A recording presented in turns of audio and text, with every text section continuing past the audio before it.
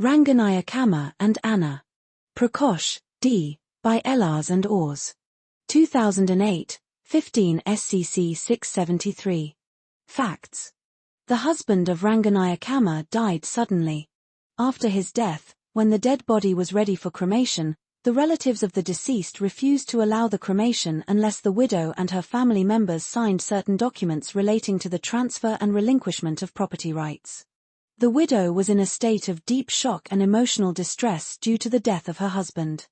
Taking advantage of this situation, the respondents pressurized and compelled her to sign the documents. Only after the documents were executed was the cremation permitted. Thus, the consent of the widow was obtained under mental pressure and compulsion, not out of her free will. Issue. The main issue before the Supreme Court was whether the consent obtained from a widow for executing property-related documents, by putting her under mental pressure and emotional compulsion at the time of her husband's cremation, can be said to be free consent under the Indian Contract Act, 1872.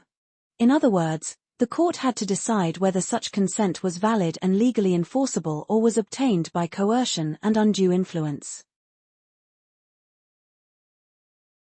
Judgment. The Supreme Court held that the consent obtained from the widow was not free consent.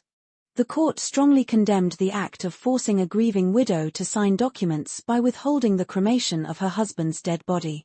The court ruled that such conduct amounted to coercion and undue influence, and any agreement or document executed under such circumstances is void and unenforceable.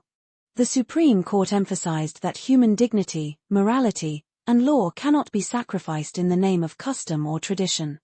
Accordingly, the court set aside the documents obtained from the widow and declared them invalid in law. Principle laid down. The Supreme Court laid down the following important principles. Consent must be free and voluntary to be legally valid. Consent obtained by mental pressure, emotional distress, or compulsion is not free consent. Forcing a person to sign documents by withholding cremation of a dead body amounts to coercion and undue influence.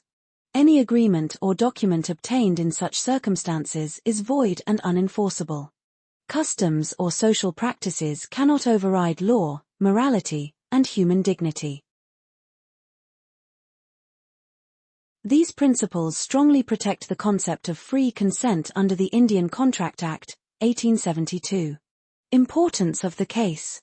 This case clearly expands the concept of free consent and shows that coercion is not limited to physical force but also includes mental and emotional pressure. This case is important because it strengthens the concept of free consent under the Indian Contract Act, 1872. The Supreme Court made it clear that consent obtained through mental, emotional, or moral pressure is as invalid as consent obtained through physical force.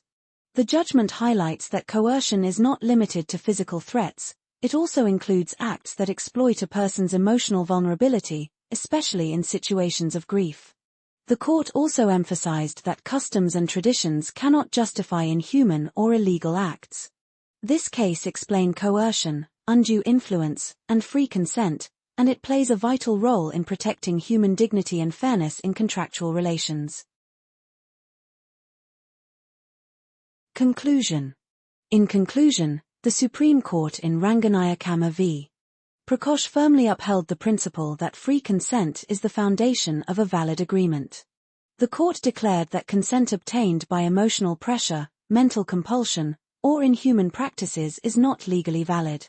By holding such agreements void, the judgment protects human dignity, fairness, and justice. This case is a landmark authority on coercion and undue influence and is highly significant under the Indian Contract Act, 1872.